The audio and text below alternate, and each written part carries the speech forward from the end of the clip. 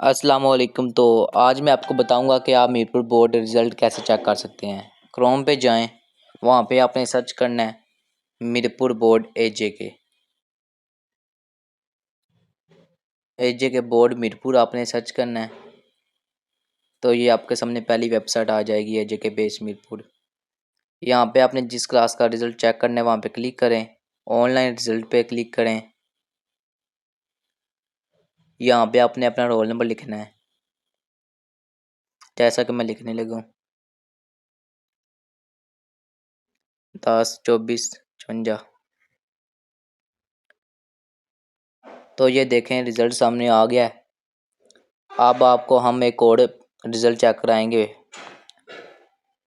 यहाँ पे एक और रोल नंबर लिखते हैं 10 23 45।